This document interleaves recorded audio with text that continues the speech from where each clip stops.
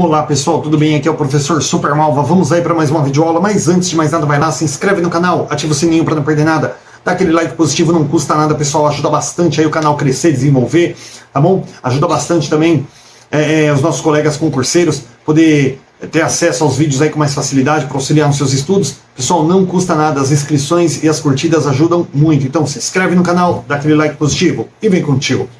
Pessoal, nós vamos agora para a nossa sexta aula sobre as DCNs, né, Diretrizes Curriculares Nacionais Gerais para a Educação Básica. E agora nós vamos falar sobre o título 6º, sempre lembrando, olha só que legal, aula 6, título 6. Pessoal, sempre lembrando aí que nós precisamos assistir todas as aulas, para que fique a coisa bem sequencial, vocês não percam nada, tá bom? Título 6º, Organização da Educação Básica, pessoal, como que se organiza a educação básica? Artigo 18. Na organização da educação básica, devem-se observar as diretrizes curriculares nacionais comuns a todas as suas etapas, modalidades e orientações temáticas, respeitadas suas especificidades, ou seja, as especificidades de cada etapa, de cada modalidade, tá? E também as especificidades dos sujeitos, né, a que elas se destinam também, tá? Cada aluno aí tem as suas especificidades. Parágrafo 1º desse artigo 18, pessoal. As etapas e as modalidades do processo de escolarização, elas se estruturam de modo orgânico, sequencial e articulado, de maneira complexa, embora permanecendo individualizadas ao longo do percurso do estudante, apesar das mudanças por que passam. Antes da gente ler os incisos, pessoal, então vamos lá. As etapas e modalidades, elas se estruturam aí de forma orgânica, sequencial, articulada, ou seja, todo mundo aí vai se planejar aí, todo mundo junto, tá? Procurando trabalhar em conjunto, mas de uma maneira bem complexa, mas elas permanecem aí mais ou menos individualizadas ao longo do percurso do estudante. Por quê? Porque, por exemplo, você pega, por exemplo, uma modalidade à distância, ou muitas vezes o estudante ele vai estudar a vida inteira no ensino regular, presencial, ele não vai ter um ensino à distância, isso normalmente não vai estar ligado à vida dele. Um aluno, por exemplo, que tem necessidades especiais, ou ele vai estudar numa sala, uma sala para alunos especiais quando ele não tiver condições de ocupar uma sala regular, ou ele vai entrar com uma inclusão, jamais indo para uma sala especial. Então, assim, muitas delas elas acabam trabalhando de forma individual ali, né? Porque não tem como você fazer muita ligação de uma com a outra. Mas o planejamento, o método de trabalhar, os professores podem estar trabalhando aí, se articulando, se planejando de forma conjunta, articulada, né? Mas no decorrer do processo, muitas dessas modalidades acabam trabalhando de forma individualizada, porque as condições aí não permitem até que elas trabalhem em conjunto aí na vida da criança, tá bom? Mais ou menos isso. Aí vem os incisos aqui, pessoal, porque passam.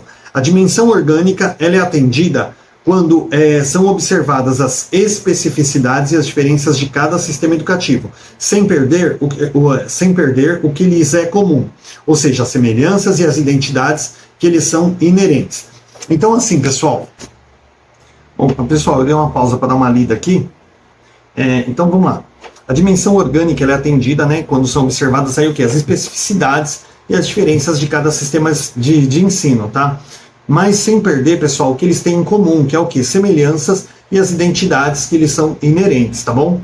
Inciso 2. A dimensão sequencial, ela compreende os processos educativos que acompanham as exigências de aprendizagens definidas em cada etapa do percurso formativo, contínuo e progressivo da educação básica, até a educação superior, constituindo-se em diferentes e insubstituíveis momentos da vida do educando. Então, assim, dimensão sequencial, pessoal, ela fala sobre o quê? Os processos educativos aí na vida do educando, desde que ele está na educação infantil até o ensino superior dele durante toda a vida, tá? Então fala sobre um processo formativo contínuo, progressivo, tá? Progressivo por quê? Porque a criança vai aprendendo aos poucos ali, mas conforme ela vai aprendendo, ela vai sempre tendo um tema novo, um desafio novo, para que ela possa ir, progredindo ali nos seus estudos, tá? No seu ensino-aprendizagem, tá bom? Então essa questão aqui da sequencial, que fala que realmente vai ser uma sequência de desafios aí na vida da criança. Você não pode jogar logo uma coisa que ela não consiga resolver, senão ela acaba até desanimando, tá? Então tem que ser uma coisa ali gradativa ali.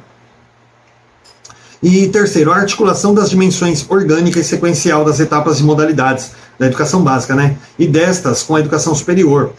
Implica ação coordenada e integradora do seu conjunto. Então, quando a gente fala sobre articulação das dimensões orgânica e sequencial, pessoal, nós estamos falando aí tanto da parte organizacional quanto da parte da sequência aí na modalidade, de modo que, quando a gente fala sobre orgânico, é trabalhando em conjunto, tá, pessoal? E sequencial aí, trabalhando as etapas em sequência, mas sem separá-las, tá? Sempre trabalhando ali de uma forma articulada. Parágrafo 2º.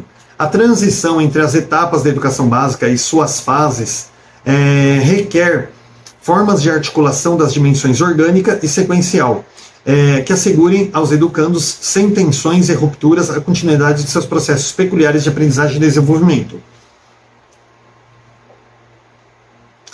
Olha só, pessoal, quando a gente fala essa questão do parágrafo 2º aqui, essa transição entre as etapas da educação básica, olha só, gente, em 2007, quando entrou o ensino fundamental de 9 anos, ali com a criança de 6 anos, o que aconteceu? Aconteceu um problema muito grande. Porque quando a criança entrava com 7 anos no ensino fundamental, ela já estava bem matura, já, né, para aquela fase. Então, assim, o ensino, a criança saía ali da educação infantil, onde ela já tinha começado um ciclo de atividades, até que antigamente, na verdade, era o estágio 3, né? Nós tínhamos aí, pessoal, o estágio 1, 2 e 3, que era 4, 5 e 6 anos, né? E depois a criança entrava com 7 na primeira série. E aí, quando instituiu... então, assim, quando a criança chegava no estágio 3, ela já tinha mais contato com lições, aquela coisa mais assim. E aí a criança chegava na primeira série, ela já estava mais familiarizada.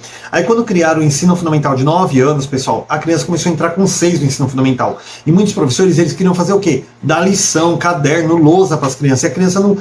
ela falava, pô, mas até ontem eu estava brincando, hoje eu estou aqui com mesa, caderno, lição. E a criança sentia aquele degrau, aquela porrada brusca, assim, sabe, na vida escolar dela.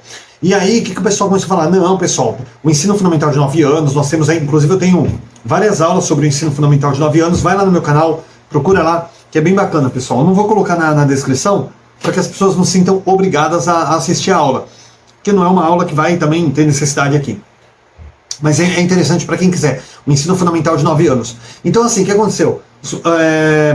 Precisou intervir aí, né, a base nacional precisou intervir e falar, não, peraí, não é assim, meu. A criança vai entrar com 6 anos no primeiro ano, agora no ensino fundamental, mas ele vai trabalhar o quê? Vai começar trabalhando de forma lúdica, de uma forma mais calma, mais branda. Ah, então não deu diferença do ensino infantil para o fundamental. Deu sim. Por quê? Porque toda essa deficiência que ela vai ter para se adaptar com essa nova etapa da vida dela, ela vai ter aos 6 anos. Quando ela chegar aos 7, ela já está adaptada. Só que isso vai contar como ensino fundamental, porque ela vai ter a pré-alfabetização. Então toda essa deficiência que ela vai ter na alfabetização dela, logo no começo, ela vai ter isso aos 6 anos. Quando ela chegar 7, 8 anos, ela já está alfabetizada, pelo menos isso na teoria, né, pessoal? Quem é professor, principalmente da rede pública, sabe que não acontece. Mas assim, quando ela chegar ali na 7, 8 anos, ela já está plenamente alfabetizada, tem o domínio da leitura e da escrita, e aí ela pode dar sequência nos estudos dela. Então essa foi a intenção. Só que o ensino fundamental de 9 anos, quando a criança entra com 6 anos no primeiro ano, você não pode já dar uma porrada nela lá e tacar a lição na lousa. Tá? Você tem que trabalhar de uma forma diferenciada com ela. Isso aí eu não vou estender muito aqui para não fugir da temática, mas tem a aula lá do ensino fundamental de 9 anos, tem algumas aulinhas aí que eu fiz, e vocês podem procurar lá no meu canal, logo no começo lá tá lá. Ou então vocês entram no canal e digitam lá Ensino Fundamental de 9 anos, vocês vão localizar as videoaulas. Então fala realmente sobre isso. Então quando eu falo aqui das transições entre as etapas de educação básica, as transições, é exatamente isso, tá? Quando você passa de uma etapa para outra, não dá aquela mudança brusca, tá? Você continua trabalhando do jeito que ele estava na educação infantil e vai mudando aos poucos, tá? Para que realmente você possa fazer com que a criança não tenha ali, dê de frente com alguma coisa que ela não consiga progredir e de repente ela desanima, tá? Ela vai você vai modificando aos poucos ali o seu formato de ensino, de modo a criar o quê? Uma rampa entre a educação infantil e fundamental, entre fundamental e médio. Uma rampa e não uma escada, onde a criança vai sentir aqueles degraus, aquela mudança brusca, né? Como ela colocou aqui, né? Tensões e rupturas aí, né? Então, você procurar trabalhar de uma forma mais branda e fazer essa mudança de uma forma articulada, para que a criança realmente, o adolescente, ele não sinta essa mudança brusca de uma etapa para outra. Artigo 19. Cada etapa é delimitada por sua finalidade, seus princípios, objetivos e diretrizes educacionais, fundamentando-se na inseparabilidade dos conceitos referenciais. Cuidar e educar, pois essa é uma concepção norteadora cujo PPP é elaborado e executado pela comunidade educacional. Pessoal, artigo 19 ele fala o seguinte: Cada etapa, pessoal, ela tem a sua própria finalidade, né? Seus princípios, objetivos, diretrizes. E ela está fundamentada no que, pessoal? Na inseparabilidade dos conceitos referenciais, que é o cuidar e o educar. Então, cuidar e educar, eles andam juntos. Tem muito professor que fala assim, cuidar é coisa da mãe. A minha função aqui é ensinar, é dar aula. Não, pessoal. Primeiramente, a escola também tem a função de educar. E a função do cuidar, ela está inteiramente ligada. Por exemplo, você vê uma criança ali com o narizinho escorrendo. Você está numa educação infantil, né? Numa creche, até mesmo no estágio, você vai pegar o papelzinho, você vai enrolar, você fala assim, filho, limpa o narizinho, deixa eu te ensinar, você vai lá, limpa o narizinho da criança. Agora você vai chegar e falar assim, quando você chegar em casa, fala pra sua mãe limpar o nariz. Você vai deixar uma criança 4 horas na escola com o nariz escorrendo? Então, isso aí faz parte do cuidar, né? Você vê a criança foi no banheirinho, você viu que ela não lavou a mão, volta lá, lava a mãozinha, passa o sabãozinho. Acabou de comer, pessoal, vamos escovar o dente. Isso aí é o cuidar. Tá? Então, cuidar e educar está inteiramente ligado. Então, você não pode separar isso aí da escola e falar, cuidar é em casa. Isso aí não existe, tá bom? Artigo 20. O respeito aos educandos e aos tempos mentais, né? Socioemocionais, culturais, identitários aí, é um princípio orientador de toda ação educativa. Sendo responsabilidade dos sistemas a criação de condições para que as crianças, adolescentes, jovens e adultos com sua diversidade, tenham a oportunidade de receber a formação que corresponde à idade própria do seu percurso escolar. Então, assim, pessoal, respeito aos seus tempos mentais, sociomentais, culturais, tá? Então, assim, a criança, pessoal, eu falo da criança porque eu dou aula para criança, né? Mas pode ser o adolescente, o jovem, hein? A criança, o aluno, ele tem o seu tempo de aprendizado. Então, não pode o professor assim ensinar e falar, vamos, corre aí, meu. Não, você tem que respeitar o tempo dele, do aprendizado dele. Porque, gente, se você não causar pressão naquela criança, naquele jovem, ele aos poucos ele vai progredindo, e cada vez que ele vai progredindo, ele vai querendo mais. Agora, se você já começa a querer acelerar, correr, eu tenho várias aulas que eu dei exemplos aqui, eu não vou esticar de novo, porque eu já estou até enjoado dessa história, de professores aí que eu tive que, pessoal, fazia um plano de aula ali de 8 páginas de um livro, numa aula de 50 minutos, lia, explicava, passava exercício, corrigia. Gente, se você entendia ou não, era problema seu. O conteúdo que ele queria dar, ele deu. Então ele saía dali se achando um vencedor, quando na verdade para mim não passava de um fracassado, uma vez que esse professor aí, né, só estava preocupado com o conteúdo dele. E nós temos que respeitar isso aí. Eu também tive uma outra experiência também na aula de natação, vou falar bem rápido. Fui fazer uma aula de natação, pessoal, cheguei lá, cada 15 minutos o cara trocava o estilo de nado. E aí tinha crianças ali que estavam ali, jovens que estavam ali há muito tempo, e, o cara tinha todo o domínio, e eu não conseguia. Eu não sabia nadar, eu estava tentando aprender, então o cara não falava assim, não, olha, vai praticando, a hora que você conseguir a gente vai mudar o nado. Não, cada 15 minutos ele mudava o formato do nado. E aí o que acontecia? Eu não conseguia progredir naquilo. Porque eu falava, eu não aprendi nem esse. Você quer? Não, depois você treina aí, vamos mudar. Agora é o cachorrinho, agora é o nado baleia, agora é o nado papagaio. E cada hora o cara mudava o estilo de nado. Gente, eu não dominava nenhum, ele já mudava para o outro. Então isso não pode acontecer, tá? Tem que ser respeitado aí o tempo do aluno, seja mental, socioemocional. Eu falei sociomental aquela hora, gente, tô corrigindo aqui. Mental, socioemocional, cultural, tá? Tem que respeitar o tempo de aprendizagem dele.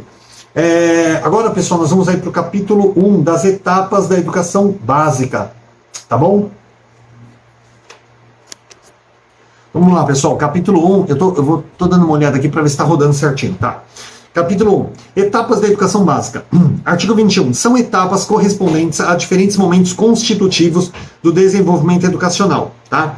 Primeiro, educação infantil, que compreende a creche, englobando as diferentes etapas do desenvolvimento da criança de até 3 anos, né? E 11 meses. E a pré-escola com duração de 2 anos. Então vamos lá, pessoal. Eu que sou fera nessa área, posso falar? Ei, que beleza, hein? Gente, peguei tudo que é área até o 5º ano na prefeitura da minha cidade, já 17 anos já na prefeitura aqui. Então vamos lá. Gente, o que é educação infantil? Educação infantil é da creche à pré-escola. Creche, pessoal, de 0 a 3 anos e 11 meses, né? A gente normalmente fala de 0 a 3 anos, tá? Aí 4 anos ele vai entrar no estágio 1, que já é a pré-escola. E aí com 5 no estágio 2. Aí, pessoal, quando chegar no ano seguinte, ele vai completar 6 anos, aí ele já vai para o fundamental, tá bom? Então, uma coisa que a gente tem que tomar cuidado bastante, pessoal, deixa eu explicar aqui. Quando cair lá no concurso, por exemplo, educação básica é composta por educação infantil, fundamental e médio. Tá certo? Depende. Porque se tiver uma outra alternativa embaixo escrito assim, pré-escola, fundamental e médio, gente, a educação infantil está errado. Por quê? Porque educação infantil engloba creche e pré-escola, e somente a pré-escola entra na educação básica, a creche não entra. Então, se você tiver numa questão lá, a educação... Desculpa, pessoal. A educação básica é constituída, é formada por educação infantil, fundamental e médio. Gente, se não tiver pré-escola em nenhuma das outras alternativas, está certo. Porque aí eles estão considerando a educação infantil, a pré-escola como educação infantil, está certo. Agora, se tiver educação infantil, fundamental e médio, em alguma das outras alternativas estiver pré-escola, fundamental e médio, gente, o certo é pré-escola. Tem que tomar cuidado porque às vezes pode estar infantil, fundamental e médio, e embaixo está pré-escola, fundamental e superior. Aí não. Pré-escola, médio e superior. Tá errado. Tá? Tem que estar pré-escola, fundamental e médio. Gente, isso é muito importante. Porque assim, se cair no concurso não tiver pré-escola, mas tiver lá infantil, fundamental e médio, tá certo. Se tiver a opção pré-escola, fundamental e médio, não vai ser educação infantil, vai ser pré-escola. Beleza? Então lembrando aí que a educação infantil é creche e pré-escola, mas somente a pré-escola de 4 e 5 anos entram como educação básica, tá? 2. Gente, anota isso que é extremamente importante, viu? 2. O ensino fundamental obrigatório e gratuito, com duração de 9 anos, é organizado e tratado em 2 fases. A dos 5 anos iniciais e 4 anos finais. Pessoal, antes era 4 e 4, né? Da primeira à quarta série, da quinta à oitava série. Hoje, com o ensino fundamental de 9 anos, que eu expliquei aí no começo da aula, entrou aí, agora virou anos, né? Tirou as séries, virou anos. Então, é primeiro ao quinto ano e sexto ao 9º ano. Então, são anos iniciais e anos finais. Antigamente, gente, era chamado de primário e ginásio, né? Hoje não, é anos iniciais e anos finais. Anos iniciais, primeiro a quinto ano. Anos finais, de sexto a 9º ano. Beleza? E terceiro, ensino médio, com duração mínima de 3 anos, tá? Duração mínima de 3 anos, não pode ter menos do que isso. Pode ter mais? Pode, pessoal. Por que pode ter mais? Porque assim, às vezes o aluno, ele quer, puxa, não lembro agora a palavra, mas às vezes o aluno, pessoal, ele quer fazer uma complementação ali de alguma outra área que ele viu, ele gostaria de reforçar aquilo. Nunca acontece, gente. Eu, em toda a história da educação, eu particularmente nunca presenciei esse tipo de coisa. Acredito que tenha acontecido, mas é praticamente impossível, né? O aluno, imagina, o aluno quer sair da escola, tudo que é jeito, da sequência no seu estudo, ele vai falar assim, não, eu quero ficar mais 1 ano no ensino médio. Isso não vai acontecer, né, pessoal? Mas pode sim, ele pode ter mais de 3 anos. Se a escola comportar, se houver condições, aí, a demanda for baixa, ele quiser inserir mais 1 ano, quiser colocar um conteúdo complementar, pode ser feito, tá? Mas o mínimo é 3 anos, tá? Então, as etapas, diferentes momentos aí do desenvolvimento educacional, tá? Aqui, na verdade, pessoal, é isso mesmo, é desenvolvimento educacional, porque a educação básica não poderia entrar a creche, tá? Desenvolvimento educacional. Também tem a questão aí do ensino superior, né, pessoal, que acaba não sendo obrigatório, é uma coisa aí que hoje é praticamente obrigatório, porque a pessoa que não deu ensino superior, ele vai fazer só trabalho braçal de mão de obra, né, ele não vai fazer um trabalho, arrumar um emprego aí um pouco mais direcionado, não arruma, né, então hoje o ensino superior é praticamente obrigatório, mas aqui não consta, tá, aqui só vai constar da educação infantil, fundamental e médio, certo, pessoal? Parágrafo único. Essas etapas e fases, elas têm previsões de idades próprias, né, as quais, no entanto, são diversas quando se atenta para sujeitos com características que fogem à norma, como é o caso, entre outros. Primeiro, eu vou ler aqui os incisos para depois fazer uma explicação que é muito pertinente. Primeiro, atraso na matrícula ou no percurso escolar, retenção, 2. Retenção, repetência, retorno de quem havia abandonado os estudos. 3. Portadores de deficiência limitadora. 4. Jovens e adultos sem escolarização ou com esta incompleta. 5. Habitantes de zonas rurais. 6. De indígenas e quilombolas. 7. De adolescentes em regime de acolhimento ou internação, jovens e adultos em situação de privação de liberdade nos estabelecimentos penais. Então vamos lá, pessoal. Esse parágrafo único aqui, ele tem 7 incisos. O que ele vai falar? Gente, antes de falar disso aqui, tem um negócio que eu esqueci de mencionar aqui no caput do artigo 21. Gente, educação infantil, fundamental e médio não são modalidades, eles são etapas. Gente, eu já escutei, no começo da carreira, eu cometi muitos erros, porque eu escutei pessoas despreparadas no cargo de gestão falando isso. Gente, modalidade é o quê? Modalidade presencial, modalidade à distância, modalidade especial, né, para as crianças de necessidades especiais, modalidade técnica, que é quando a pessoa faz o ensino médio com o ensino técnico ali profissionalizante. Isso é modalidade. Infantil não é modalidade, fundamental não é modalidade, são etapas do ensino regular, tá bom? Então, etapas. Olha, gente, eu cometi erro a minha vida inteira aí, porque fui aí pela cabeça de gestores aí, pessoas despreparadas que falam uma besteira. Às vezes a pessoa estava distraída, tal, mas vocês veem quanto isso pode prejudicar a vida de uma pessoa, tá? Uma vida profissional aí, uma carreira, tá? Então, educação infantil fundamental e médio não é modalidade, é etapa, tá? Eu já cometi muito esse erro aí por ter recebido informação errada, tá bom? Modalidade presencial, à distância, especial, profissionalizante, técnico, tá bom? Beleza? Então agora sim. Parágrafo único, pessoal, que a gente leu aqui, tá falando sobre as etapas e fases. Elas têm uma previsão, pessoal, de idades. Por exemplo, de 0 a 1 ano, estágio 1 da creche, né? A creche. De 1 a 2 anos, B2, né? Que é o berçário 2. De 2 a 3 anos, maternal. E aí vem o ensino infantil. De 4 a 5, educação, estágio 1. De 5 a... isso mesmo. De 5 a 6, estágio 2. De 6 a 7, primeiro ano, assim consecutivamente. Mas, pessoal, tem crianças aí que não vai também, tá redonda, né? Tem gente aí que no começo do ano, eu cato no estágio 1, no começo do ano, ali mês de março, abriu, a criança já fez 5 anos. Poderia estar no estágio 2, mas está lá na minha sala. Né? Então logo quando chegar no final do ano, ele vai estar batendo nos outros ali, né? Porque fica maior, aquela coisa, se a gente não tomar cuidado, aí a criança quer dominar a sala, né? Gente, por que acontece isso? Aqui está falando várias coisas, né? Questão de atraso na matrícula, retenção, né? Aquelas coisas tudo. Mas um exemplo que eu dou, por exemplo, gente, a minha filha, ela faz aniversário no mês de abril, e ela poderia ter entrado no primeiro ano aí na idade correta. Só que aconteceu o quê, pessoal? Ela ia mais ou menos adiantar ali uns 6 meses, 4 meses na educação dela. E minha esposa e eu, os dois professores, o que nós optamos? Falamos, não, ela vai fazer mais um ano estágio 2.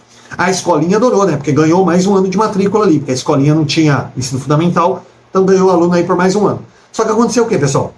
A maioria das crianças aqui do condomínio, onde a gente mora, da escola dela, a maioria das crianças da idade dela, né, hoje os adolescentes, aí ela está com 12 anos, a maioria dos adolescentes ali da idade dela, as crianças, sempre estavam um ano à frente. Ela falava, pai, mas as minhas amigas estão dando um ano na frente. Gente, olha só, por que a gente optou por segurar ela mais um ano? Porque ela ia adiantar, todo ano ela ia adiantar 6 meses. Aí o que ia acontecer? Ela não ia ter maturidade para lidar com aquela matéria, com aquela determinada conteúdo, pessoal. Todos os anos ela ia ter essa dificuldade, porque ela ainda não ia ter aquela maturidade em relação aos demais alunos. Agora, como a gente segurou ela um ano, agora ela está, como grosseiramente falando, atrasada meio ano em relação aos demais. Só que acontece o quê? Ela acaba tendo a vantagem de 6 meses. O que seria uma desvantagem, ela acabou se tornando hoje uma vantagem dela de 6 meses em relação. Claro que isso não faz muita diferença, pessoal, mas, grosseiramente falando, ela tem aí 6 meses de maturidade a mais que os demais alunos da sala dela. Aí eu falo, qual que é a vantagem, pessoal, de eu ter colocado ela, adiantado ela 6 meses? Para ela entrar com 17 anos na faculdade? Não vi necessidade. Minha filha ia passar todos os anos do ensino fundamental, todos os anos da educação básica dela, tendo dificuldade, por quê? Porque o pai e a mãe bocó vai lá e quer que a filha entre com 17 anos na faculdade. Não tem necessidade. Então agora, pessoal, ela está mais estruturada, ela está mais madura, todos os anos ela tem uma maturidade um pouco maior para lidar com aquele ano novo que está chegando na vida dela ali, escolar. Tá? Então, muitos alunos acontece esse tipo de coisa. Outros aí também, eu vou explicar agora inciso por inciso, tá? Falei aqui, atraso na matrícula, no percurso escolar, já dei esse exemplo da minha filha. Retenção, repetência, né, que praticamente hoje não acontece na rede pública, acaba tendo essa questão da diferença na idade. Portadores de deficiência, pessoal, a criança que às vezes ela tem uma deficiência intelectual aí que não permite que ela progrida junto com as outras crianças. Então, às vezes, a criança tem 7 anos, ela está estudando com crianças de 4, 5 anos ali, porque a mente dela não vai acompanhar o ensino fundamental com as demais crianças, tá? Jovens e adultos sem escolarização ou com esta incompleta. Tem jovens e adultos que até hoje, pessoal, o adolescente aí de 14, 15 anos que nunca frequentou uma escola, tá? Então ele vai ter ali que dar uma acelerada ali, mas vai ter que fazer ali os anos iniciais do fundamental. Para quê? Para que ele possa realmente se alfabetizar para dar sequência nos seus estudos, tá? Habitantes de zonas rurais, indígenas e quilombolas. Por quê, pessoal? Porque são pessoas que têm uma dificuldade maior para montar uma turma, turmas, né, por idade, ali, aquela coisa. Se vocês pegarem, por exemplo, aquela série Anne de Green Gables, né, que foi para Netflix, está na Netflix lá como Anne com I, né, com E, né, Anne with E, Anne com E. Se vocês assistirem lá, vocês vão ver assim que era uma igrejinha que servia como escola, e ali, pessoal, ou talvez fosse uma escola mesmo, mas era uma coisa pequenininha. E ali todos os jovens, eles estudavam na mesma sala. Então tinha jovens ali de tudo que era idade. Por quê? Porque ali eram poucos jovens, poucas crianças, poucos adolescentes. Não tinha como você montar a turma de um, né? Olha, agora eu vou ter aqui do ensino infantil até o 3º ano médio. Aí você vai, o professor dando 12 aulas ali para cada um, né? 1, 2 alunos por sala. Não dá. Então o que fazia, pessoal? Junta todo mundo ali e procura unificar o estudo, ou então até dar os conteúdos diferenciados, mas de modo ali a atender todos ao mesmo tempo, tá? Por quê? Para evitar esse tipo de coisa, porque não tem demanda para você montar ali uma turma de cada série. Tá? Então, no caso da zona rural, da indígena, quilombola, dependendo da vilinha, do lugar que você dá aula ali, realmente é feito dessa forma, tá? Tem que ter essa diferenciação de idades, não muito discrepante, mas uma diferenciação aí pequena, porque não tem como atender realmente por faixa etária, tá bom? E aqui, pessoal, de adolescentes em regimes de acolhimento ou internação, né? No caso aí, o envolvimento com álcool, tóxico, alguma coisa assim, está internado ali, realmente quando ele voltar ele vai estar um pouco diferente ali a idade, ou jovens e adultos em situação de privação de liberdade, tá? Os jovens aí que cometem infrações, acabam sendo presos, aí vai para casa-abrigo, alguma coisa assim, quando retorna à escola, está na idade um pouco diferenciada também. Quando a gente fala também, não é só de retornar, às vezes você está lá na casa-abrigo lá, de repente tem uma turma escolar lá, o professor vai lá dar aula, não dá para atender por faixa etária, então vai atender alunos de diferentes faixas etárias, tá bom? Pessoal, a gente vai entrar na sessão 1 da educação infantil, mas agora já deu mais ou menos o horário aqui, então a gente vai dar uma pausa para poder não quebrar a temática no meio aí, tá? Então para dar tempo aí da gente passar tudo direitinho, tá bom? Então a gente vai encerrar essa aula por aqui e dar continuidade daqui a pouquinho, tá bom? Bons estudos e até a próxima aula. Não deixa de assistir as próximas aulas das DCMs, tá bom?